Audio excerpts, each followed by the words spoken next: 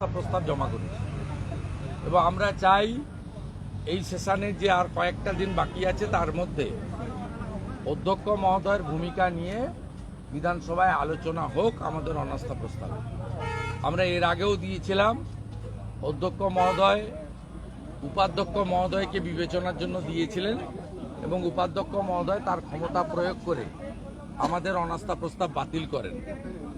আমরা তারপরেও দেখেছি যে কোনো পরিবর্তন মাননীয় অধ্যক্ষের হয়নি এবং তিনি যে কাজগুলো এই সেশনেও করছেন বা সম্প্রতি করছেন, এটা শুধুমাত্র একটা দলকে সমর্থন করা নয়, সংবিধানকেও তিনি মানছেন না। আপনারা শপথ গ্রহণের ক্ষেত্রে জানেন বিধায়কদের, সেখানে পরিষ্কার আইনে বলা আছে মহামান্য রাজ্যপাল, যিনি সংবিধানের প্রধান, তিনি অথবা তার মনোনীত কেউ শপথ বাক্য পাঠ করাবেন। রাজ্যপাল মহোদয় প্রথমে রাজভবনে শপথ বাক্য পাঠ করানোর জন্য আমন্ত্রণ করেন, ইনারা প্রত্যাখ্যান করেন। তখন রাজ্যপাল মহোদয় ডেপুটি স্পিকারকে দায়িত্ব দেন। ডেপুটি স্পিকার হাউসে থাকা সত্ত্বেও অধ্যক্ষ নিজে দুই সদস্যকে শপথ বাক্য পাঠ করান। পরবর্তী ক্ষেত্রে 4 জনের ক্ষেত্রেও রাজ্যপাল মহোদয়ের অনুমোদন ছাড়া শপথ বাক্য পাঠ করিয়ে তিনি সংবিধানকে এবং সংবিধানের যিনি কাস্টোডিয়ান তাকে চ্যালেঞ্জ করে সংবিধানকেই আক্রমণ করেছেন। যিনি সংবিধান মানেন না তার সাংবিধানিক পোস্টে থাকা উচিত নয় বলে আমাদের মনে হয়েছে। আমরা গত 3 বছর শুনেছি, কান ঝালাপালা হয়ে গেছে। এবারেও আমরা দেখছি মন্ত্রীরা এবং শাসক দলের বিধায়করা প্রশ্নোত্তর পর্ব বলুন বা আলোচনায় সব সময় কেন্দ্রীয় সরকার, প্রধানমন্ত্রী এবং বিজেপি শাসিত রাজ্যগুলিকে আক্রমণ করেন। আমরা গুরুত্বপূর্ণ যে বিষয়ে মুলতুবি প্রস্তাব এনেছিলাম, একটা হলো কোচবিহার, চাপড়া, আড়িয়াদহ সহ পশ্চিমবাংলায় মহিলাদের উপরে তালিবানি কায়দায় মধ্যযুগীয় বর্বরতা। সেখানে পুলিশ মন্ত্রীর কোনো স্টেটমেন্ট আমরা পেলাম না, সেখানে আলোচনার সুযোগ পেলাম না, অথচ মুখ্যমন্ত্রী একটা অসত্যকে প্রচার করার জন্য কালকে বিধানসভাকে ব্যবহার করলেন এবং কালকে কোশ্চেন অ্যান্ড অ্যান্সার বন্ধ রেখে উনি সকালবেলা ফোন করে বললেন বিমানদা আমি যাচ্ছি, সঙ্গে সঙ্গে বিমানদা প্রশ্নোত্তর পর্ব বন্ধ করে দিলেন এবং লজ্জার মাথা খেয়ে মাননীয় প্রাক্তন মন্ত্রী, একাধিকবার বিধায়ক বিশ্বনাথ চৌধুরী, তার প্রয়াণে যেদিন কোনো প্রাক্তন মন্ত্রী, প্রাক্তন সদস্য বা বর্তমান সদস্য মারা যান, সেক্ষেত্রে তার পরের ওয়ার্কিং ডেতেই বিধানসভা অবিচুয়ারি করে মুলতবি হয়। যেহেতু কাল সকালবেলা মমতা ব্যানার্জি বলেছেন বিমানদা আমি যাচ্ছি, তাই কালকে অবিচুয়ারি হলো না। আজকে যেহেতু বিরোধী দলনেতা মেনশনে জমা দিয়েছিলেন যে schedule caste, schedule tribe, OBC, EWS এবং ফিজিক্যালি চ্যালেঞ্জ যারা পশ্চিমবঙ্গে হক যারা চাকরিতে সংরক্ষণের হকদার, তাদেরকে এই সরকার কন্ট্রাকচুয়াল জবে 100 রোস্টার মানছে না। সম্প্রতি পঞ্চায়েত ও গ্রামোন্নয়ন দপ্তর 6600টা পোস্ট নেবে বলে জেলায় জেলায় সিলেকশন কমিটি করেছে, সেখানেও রিজার্ভেশন দেওয়া হয়নি। এই সরকার ওবিসি নিয়ে এমনিতে আইনি জটিলতা তৈরি করেছে, তাই যতক্ষণ না সেই জট মুক্তি হচ্ছে ততক্ষণ পশ্চিমবাংলায় কোনো নিয়োগ হবে না। এটা একবারে দিনের আলোর মতো পরিষ্কার। সেই কারণে এরা পিছনের দরজা দিয়ে কন্ট্রাকচুয়াল নিচ্ছে। কন্ট্রাকচুয়াল নিতে গিয়ে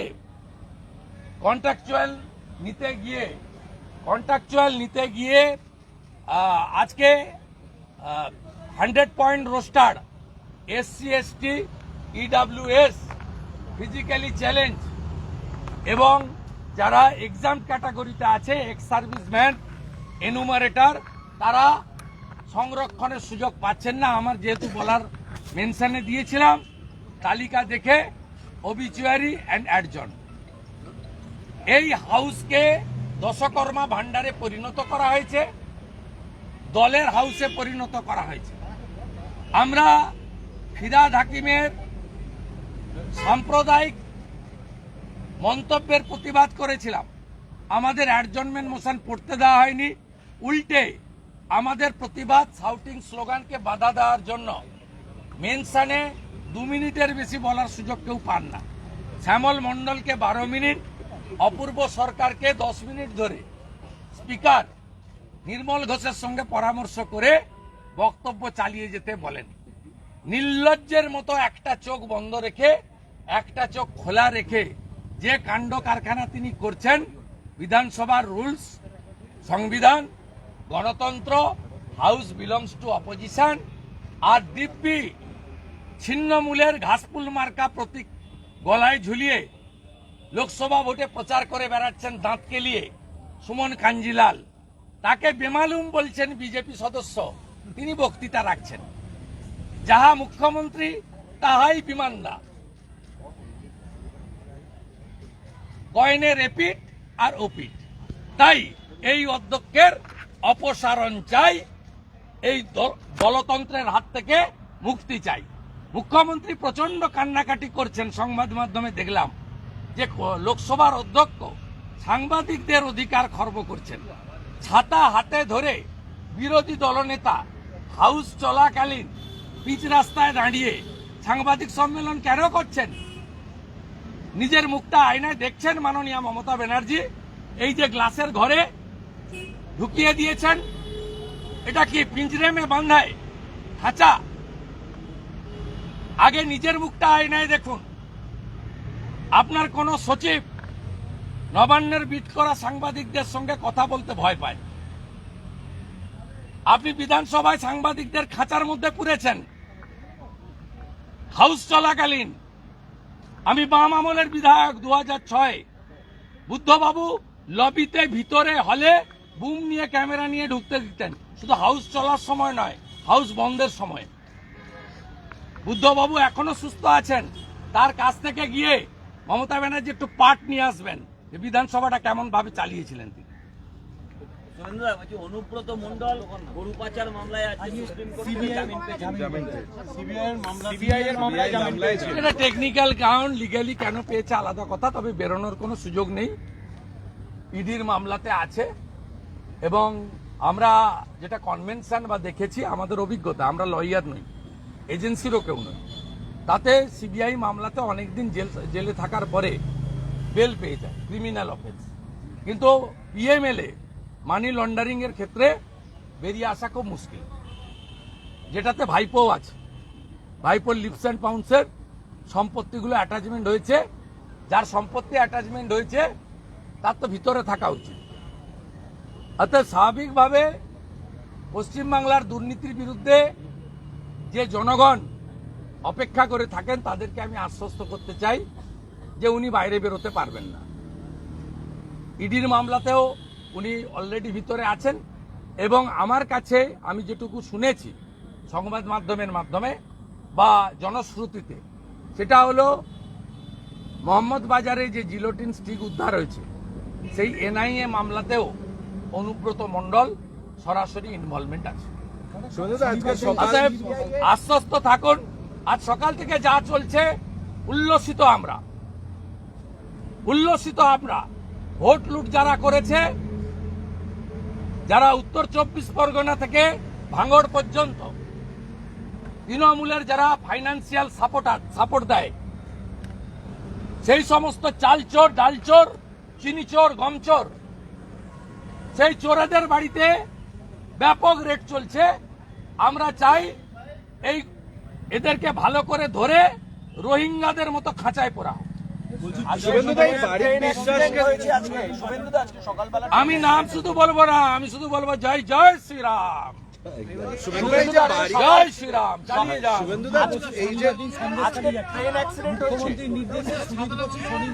সন্দেশখালী যাচ্ছে, কি বলবো?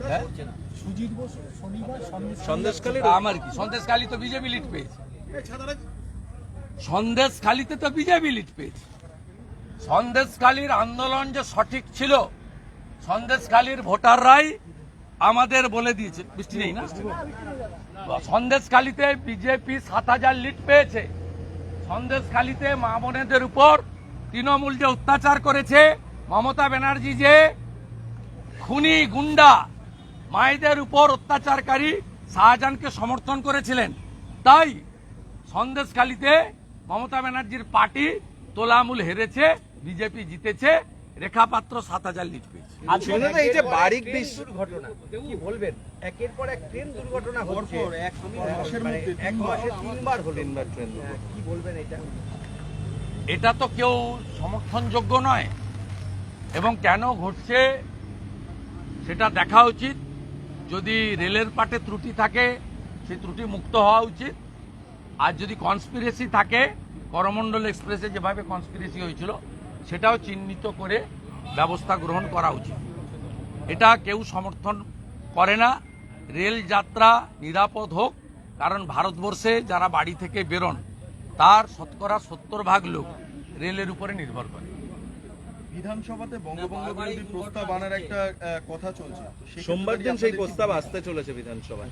আসলে আসবে, আমরা আমাদের স্ট্যান্ড বলেছি তো কালকে, as a leader of opposition বলেছি, আমরা উত্তরবঙ্গের বঞ্চনা নিয়ে আমরা অত্যন্ত আমাদের কনসার্ন আছে, আমরা চিন্তিত। বাংলাদেশ সীমান্তবর্তী জেলাগুলি থেকে হিন্দু পলায়ন নিয়ে আমরা চিন্তিত। রোহিঙ্গারা ঢুকে পশ্চিমবঙ্গের ডেমোগ্রাফি, জনসংখ্যা বদলে দিচ্ছে। আমরা চিন্তিত 72টা জায়গায় মমতা ব্যানার্জি জমি দিচ্ছেন না বিএসএফকে বেড়া করার জন্য। আমরা এগুলো নিয়ে চিন্তিত, কিন্তু আমরা ভারতীয় জনতা পার্টি ডক্টর শ্যামাপ্রসাদ মুখার্জি 1947-এর 20 জুন এই হাউসে হিন্দুদের জন্য দিয়ে গেছিল পশ্চিমবঙ্গ। এই পশ্চিমবঙ্গ অবিভক্ত থাকবে। এই পশ্চিমবঙ্গে হিন্দুদের সুরক্ষিত এবং উত্তরবঙ্গের বঞ্চনা নিরসন, পাহাড়, সুন্দরবন, জঙ্গলমহলে উপযুক্ত কর্মসংস্থান এবং উন্নয়ন, এটাই আমাদের লক্ষ্য। বাকিটা সোমবার দিন যখন 11টার সময় ডিসকাশন স্টার্ট হবে, আমরা ভারতীয় জনতা পার্টি আমরা আমাদের বক্তব্য রাখব, এবং আমি নিজেও এই রেজুলেশনে আমাদের পার্টির যে স্ট্যান্ড আছে কমপ্লিটলি ক্লিয়ার করব। বারিক বিশ্বাসের বাড়িতে এই যে কেন্দ্রীয় এজেন্সি গেল, কি উনি তো সিআইডির হাতে অ্যারেস্ট হয়েছিলেন, তারপরে কি জামিন রাজ্য পুলিশের ব্যর্থতার জন্যই আবার নতুন? না, আমি সব ইলিগ্যাল টেকনিক্যাল পয়েন্টে যাব না। কিন্তু এটা গেছে রেশন দুর্নীতির জন্য গেছে, রাইস মিলগুলোতে গেছে, related to the Jyotipriya Mallick এক বাকুবুর রহমান কেস, যেটুকু আমরা দেখেছি, জেনেছি, শুনেছি। এর বাইরে বাকি বিষয় এজেন্সি বলতে পারবে। I am not the representative of the enforcement directorate. I am a public representative. I am the holding the post of the leader of opposition. পশ্চিমবঙ্গের লোক চান এই দুর্নীতিগ্রস্তদের বিরুদ্ধে ব্যাপক অভিযান। তাই যে অভিযান আজ সকাল 5টা থেকে শুরু হয়েছে, এর তীব্রতা এবং গতি আরও বাড়ানো হোক। Teacher recruitment scam, municipal recruitment scam, coal scam, cow smuggling এবং রেশন দুর্নীতি। এরপরে উচিত, যেহেতু মাইন্স ইডির হাতে বালি এবং পাথর, বালি, স্যান্ড এবং স্টোন, এই করাপশনেও হাত দেওয়া উচিত। কারণ স্মল মাইন ইডির কারো পারমিশন লাগে না, ইডি এমনিতেই করতে পারে। আরও ইডির দেখা উচিত 2020 সালে কোভিডের সময় পিএম কেয়ারের টাকা নিয়ে কোভিডে যে দুর্নীতি হয়েছে, কোভিডে যে ইকুইপমেন্ট পারচেজে দুর্নীতি হয়েছে, যে দুর্নীতির জন্য আলাপন বন্দ্যোপাধ্যায়ের তদন্ত রিপোর্ট মুখ্যমন্ত্রী চেপে দিয়েছেন, যে দুর্নীতির সঙ্গে যুক্ত তৎকালীন স্বাস্থ্যের জয়েন্ট সচিবকে পিএসসিতে বদলি করা হয়েছে। আমরা চাই সেটাও দুর্নীতির আওতায় আসুক, এবং যারা ভেবেছিলেন ছাপ্পা মেরে মুসলমান ভোট নিয়ে রিগিং করে গণনা কেন্দ্রে জালিয়াতি করে 29টা ভোট পেয়েছি, তাহলে চোরেদের লাইসেন্স রিনিউয়াল হয়ে গেছে।